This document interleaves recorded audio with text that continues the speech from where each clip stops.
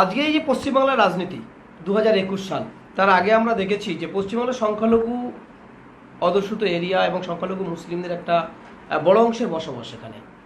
কিন্তু সেটা আমরা দেখলাম যে প্রার্থী তালিকায় নাম কমতে কমতে বিজেপি যেমন মুসলিমদের ছাড়তে শুরু করেছে, ঠিক তদরূপভাবে আমরা দেখলাম যে সংখ্যালঘু বিশেষ করে মুসলিমদের বর্তমানে 46টা প্রার্থী। এ বিষয়ে আপনি কি বলবেন? রাজ্য এই ক্ষমতায় থেকে তৃণমূল সরকার যে 46টা প্রার্থী দিয়েছে, মানে কমাতে কমাতে একদম কমিয়ে নিয়েছে, এ বিষয়ে আপনি কি বলবেন? আমি এই বিষয়টাকে সম্পূর্ণ একটা অন্য ভিন্ন দৃষ্টিভঙ্গি থেকে দেখি এবং জোরালোভাবে এটাকে আমি সমর্থন করি। প্রথম হচ্ছে, আমরা যদি 51 সাল থেকে এখন পর্যন্ত দেখি, কংগ্রেস, সিপিএম, তৃণমূল আর অন্যান্য দল সবাই সূক্ষ্ম, গোপন এবং কৌশলী সাম্প্রদায়িকতার তাস খেলেছে। মুসলিম এলাকাগুলো থেকে অমুসলিম প্রার্থীদেরকে পাস করিয়েছে, কিন্তু কোনো অমুসলিম এলাকা থেকে মুসলিমদের পাস করায়নি। একটা কথা। দ্বিতীয় কথা হচ্ছে, এই যে বলা হচ্ছে মুসলিম এমএলএ বা এমপির সংখ্যা কমে যাচ্ছে, এটাকেও আমি ওইভাবে দেখি না। সংসদীয় গণতন্ত্রে কোনো এমএলএ এমপি কোনো সমাজের প্রতিনিধিত্ব করে না, কোনো ধর্মীয় সম্প্রদায়ের প্রতিনিধিত্ব করে না এবং সেভাবে সে কাজ করতেও পারে না, সেভাবে দেখানো হয় না। সংসদীয় গণতন্ত্রে যারা নির্বাচনে অংশগ্রহণ করে সেই দলের তারা প্রতিনিধি, ফলে সেই দলের কতটা প্রতিনিধি হচ্ছে বা ওই দলের নীতি আদর্শ কৌশল কি তার উপর নির্ভর করছে। আজকে তৃণমূল যদি 294টার মধ্যে 200টা সিট পায়, 200টা সিটের মধ্যে যদি 180টা মুসলিম এমএলএ হয়, তাহলে কি মুসলিম সমাজের আশা আকাঙ্ক্ষার কোনো সুরাহা হবে? আমি মনে করি হবে না। কেন হবে না? ওই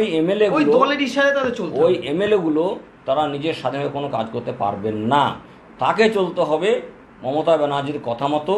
আর মমতা ব্যানার্জি যে দল তৈরি করেন, সেই দলের যে নীতি আদর্শ, কর্মসূচি, সমাজ সম্পর্কে দৃষ্টিভঙ্গি, মুসলিম সমাজ সহ বিভিন্ন সমাজ সম্পর্কে তার দলের যে দৃষ্টিভঙ্গি, সেই মতে তিনি কাজকর্ম করবেন। একই কথা সব দলের ক্ষেত্রে।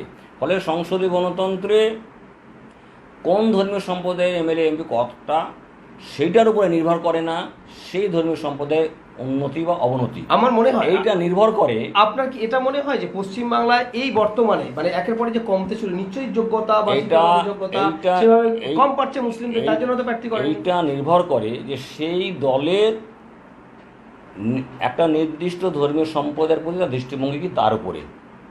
আজকে যদি আমি এসডিপিআই বলি, এসডিপিআই থেকে যদি দিলীপ চৌধুরী এমএলএ হয়, তাহলে দিলীপ ঘোষ যে কাজটা করতে পারবে সে কাজটা অবশ্যই এসডিপিআইয়ের দৃষ্টিভঙ্গি অনুযায়ী সে কাজটা করতে বাধ্য হবে। কারণ এসডিপিআইয়ের সাথে চলাফেরা করতে করতে তার মাইন্ডসেটটা সেভাবেই তৈরি হবে। আমি তাইদুল ইসলাম যদি বিজেপি করি, তাহলে বিজেপির সাথে চলতে গিয়ে আমার মাইন্ডসেট বিজেপির মধ্যে তৈরি হবে।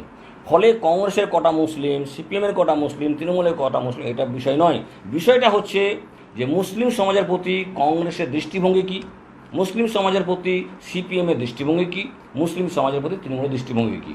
যদি দৃষ্টিভঙ্গি না পাল্টায়, তাহলে মুসলিম সংখ্যা বাড়িয়ে লাভ নেই। আমরা এতদিন দেখেছি যে মুসলিম সমাজের দৃষ্টিভঙ্গির ক্ষেত্রে কংগ্রেস এবং সিপিএম এবং তৃণমূলের কোনো মৌলিক পার্থক্য নেই, একটু কম বেশি কৌশলগত।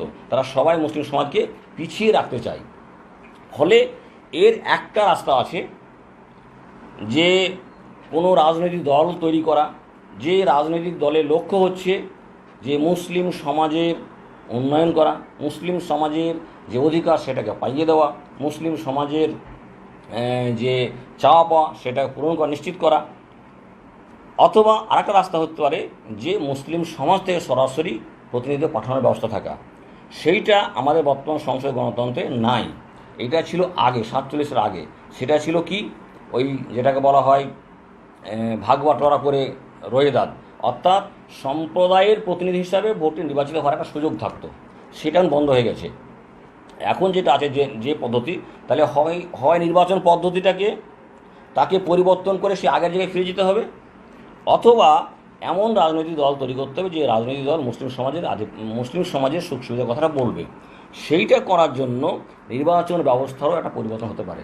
যেমন আজকে যে নির্বাচন আছে তাতে দেখা গেল যে একটি দল যে 51টা ভোট পেল সে পাশ করলো, যে 49টা পেল সে ফেল করলো, এবং তাদের 49টার আর কোনো ভূমিকা থাকলো না। কিন্তু গণতন্ত্র যেখানে যেখানে আছে বিভিন্ন দেশে তাদের একটা ব্যবস্থা আছে যে প্রত্যেকটা রাজনৈতিক দল ওই রাজ্যের মোট যে ভোট মানে পোলিং ভোট তার যত পার্সেন্ট ভোট পাবে তত পার্সেন্ট সে এমএলএ দিতে পারবে। তাহলে ছোটো দলগুলো যে 10%, 20%, 15% ভোট পাচ্ছে তারা অতটা পার্সেন্ট এমএলএ দিতে পারবে, ফলে সেদিকে তারা কাজটা করতে পারবে। ফলে আমি যেটা বড় কথা হচ্ছে যে কোনো ধর্মীয় সম্প্রদায়ের ব্যক্তি হিসেবে কোন দলে কটা সেটা প্রশ্ন নয়, প্রশ্ন হচ্ছে ওই দলের দৃষ্টিভঙ্গি সেই ধর্মীয় সম্প্রদায়ের প্রতি কী সেটা করতে হবে। মুসলিম সমাজে যদি আজকে একটাও মুসলিম না থাকে অথচ মুসলিম সমাজের প্রতি মমতা ব্যানার্জির যে দৃষ্টিভঙ্গি সেটার পরিবর্তন হয়, তাহলে তৃণমূলে রাজীব সাহেব, আমার একটা কোশ্চেন আপনার কাছে। আপনি যেটা বলছেন যে মুসলিম সমাজে কমে গেছে সেটা আপনি বললেন, বিষয়টা আপনি বললেন। আমার মনে হয় যে 2011 সালে বা তার আগে সংখ্যালঘু মুসলিমরা তৃণমূল সরকারের সঙ্গে অধঃপতিতভাবে আমরা জড়িত থাকতে, এবং প্রথম টাইমে তিনি অনেকগুলো প্রার্থী করেছিলেন, দ্বিতীয় টাইমে আবার দেখলাম যে অনেকটা কমে গেছে, তৃতীয় টাইম অর্থাৎ 3 টাইমে যেটা চলছে এই 2021-এ সেটা দেখতে যে 46টা প্রার্থী। আপনার কি ধারণা? আমার ধারণা যে হয়তো মুসলিম সমাজের থেকে অনেক গ্রহণযোগ্যতাপূর্ণ মানুষ নেই, তারা হয়তো বিশ্বাসযোগ্য অর্জন করতে পারেনি, বা সেই সুশিক্ষিত মানুষ নেই বলে হয়তো করেননি।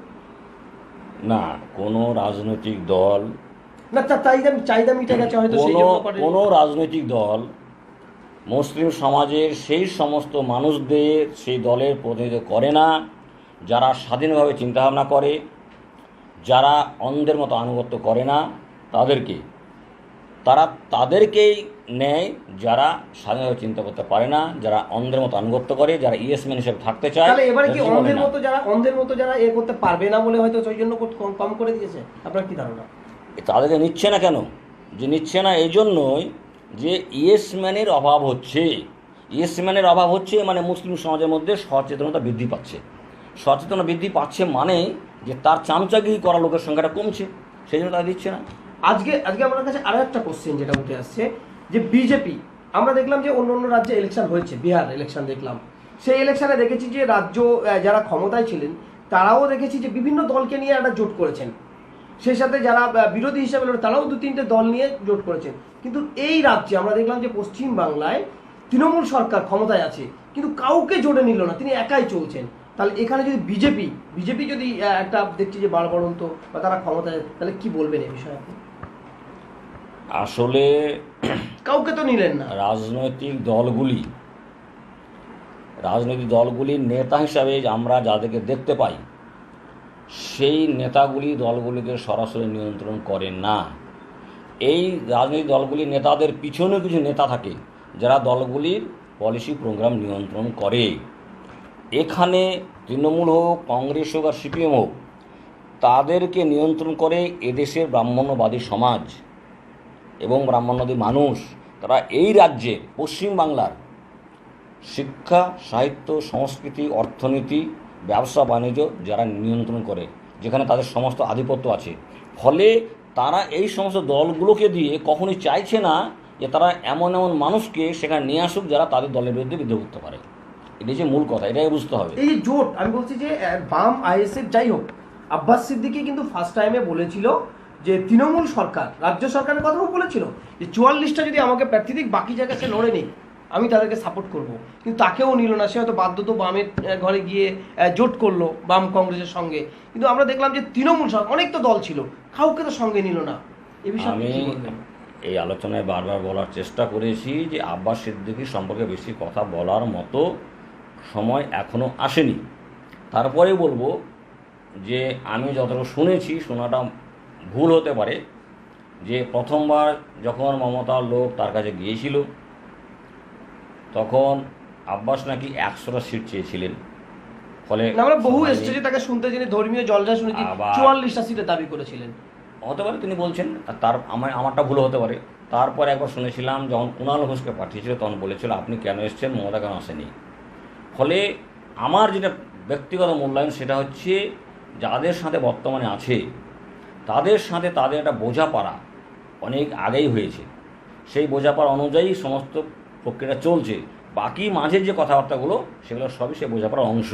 ফলে মমতাকে যাই বলুক, যতটা সুযোগ সুবিধা দিয়ে ওদিকে যেতেন না, ওকে এদিকেই থাকতে হতো। তা এই রাজ্য সরকার, মমতা ব্যানার্জি মুখ্যমন্ত্রী, এই পশ্চিমবাংলার তৃণমূল সরকার তো কাউকে জোটে নিতে পারতো, অনেক দল ছিল। হ্যাঁ, নিশ্চয়ই পারতো, নিশ্চয়ই পারতো। তাহলে এখানে যে বিজেপি বারবার, যদি বিজেপি ক্ষমতা আসে আপনারা কি বলবেন? তার উচিত ছিল, দরকার ছিল, এবং সবকে নেওয়ার ক্ষেত্রে তার ভূমিকাটা বেশি, তার গুরুত্বটা বেশি। সে শাসক দল, কারণ সে শাসক দল আছে, সে বড় দল।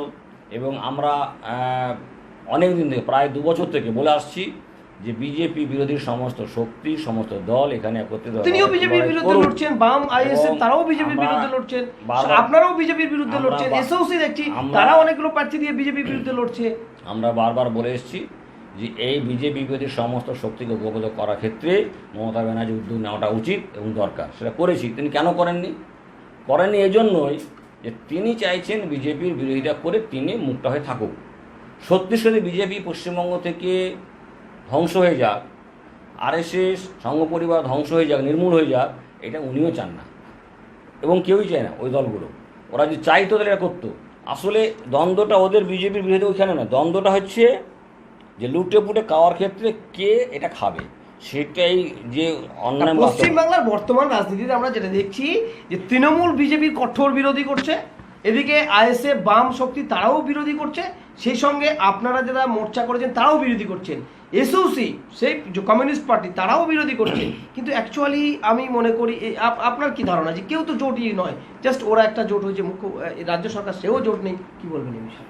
বাস্তব হচ্ছে ছোট ছোট দলগুলি জোট করলেও খুব বেশি ফলপ্রসূ রেজাল্ট আসতো না। এইটা আসতো যদি মমতা ব্যানার্জি উদ্যোগ নিতেন এবং তার সাথে কংগ্রেস সিপিএম যেতেন। সেটা করবে না। কেন করবে না? ওরা প্রত্যেকেই চায় যে বিজেপি এখান থেকে নির্মূল না হোক, বিজেপি কিছুটা থাক, তার বিরোধী থেকে তারা এবার বিজেপির প্রতিপক্ষে থাকবে, সেটা নিয়ে ওদের মধ্যে দ্বন্দ্ব আছে। আমরা যেটা চাই যে সত্যি সত্যি বিজেপি বিরোধীরা, সেই জন্য তাদের সাথে আমাদের কার্যকলাপের দুটো পার্থক্য আছে। একটা হচ্ছে এই, আজ পর্যন্ত এরা সবাই বলছে বিজেপিকে ভোট দেয় না, ভোটটা আমাকে দাও, আমি ক্ষমতায় থাকবো, বিজেপি খারাপ। কোনো সরকার, কোনো দল পশ্চিমবাংলায় বিজেপির যতগুলো, আরএসএসের যতগুলো স্কুল আছে সেই স্কুলগুলো বন্ধ করার কথা বলেছে? পশ্চিমবাংলায় যতগুলো আরএসএসের প্রশিক্ষণ শিবির চলছে, অস্ত্র প্রশিক্ষণ শিবির, সেগুলো বন্ধ করার কথা বলেছে? কোনো দল পশ্চিমবাংলায় যতগুলো এই বেআইনি অস্ত্র প্রশিক্ষণ কেন্দ্র আছে সে সমস্ত বেআইনি অস্ত্র প্রশিক্ষণের অস্ত্রগুলোকে বাজেয়াপ্ত করার কথা বলেছে? তারা বলেনি। ফলে তারা ওইগুলোর কোনো কথা বলছে না। দেখা যাবে যে তাদের নিজেদের ছেলেমেয়েদেরকে নিজেদের ওই সমস্ত স্কুলে পড়াচ্ছে। ফলে এই দলগুলির বিজেপি বিরোধিতা, আরএসএস বিরোধিতা, ফ্যাসিবাদ বিরোধিতা শুধুমাত্র রাজনৈতিক ক্ষমতাটাকে হাতে পাওয়ার, ওদের না নীতির, না আদর্শের, না সামগ্রিকভাবে পরাজিত করার কোনো বিরোধিতা নেই। এটাই হচ্ছে আমাদের বক্তব্য এবং সত্যি তাই। যদি বিরোধিতা চাই তাহলে বুঝতে হবে যে 1977 থেকে 2011 পর্যন্ত পশ্চিমবাংলায় আরএসএসের প্রশিক্ষণ শিবির কতটা বেড়েছে, 2011 থেকে 2020 পর্যন্ত আরএসএসের প্রশিক্ষণ শিবির কতটা বেড়েছে। তাহলে যদি ওখানে 10টাও বাড়ে, এখানে 100টা বাড়ে, 10টা বেড়েছে তো, 10টা বাড়লো কেন? ইতিহাস বলে, তথ্য বলে যে যখন বাবরি মসজিদ ভাঙার জন্য লোক গিয়েছিল তখন পশ্চিমবঙ্গ থেকে কত লোক গিয়েছিল, কত লোক টাকা দিয়েছিল। আজকেও এই যে কদিন আগে রাম মন্দিরের চাঁদা তোলা হচ্ছে, বিভিন্ন জায়গায় তারা করছে কারা? ফলে আরএসএস গোটা সমাজের মধ্যে যে মুসলিম বিদ্বেষ ঘটাচ্ছে, এইটার বিরুদ্ধে কেউ করছে না। বিরোধিতা করছে যে তারা ওটা করছে, করুক, শুধু রাজনৈতিক ক্ষমতাটা আমাদের হাতে থাকবে, এইটুকুই বিরোধিতা করছে। সেই জন্য আমরা এটা খুব মনে প্রাণে বিশ্বাস করি যে কংগ্রেস, সিপিএম, তৃণমূলকে দিয়ে আরএসএসকে পরাজিত করা যাবে না।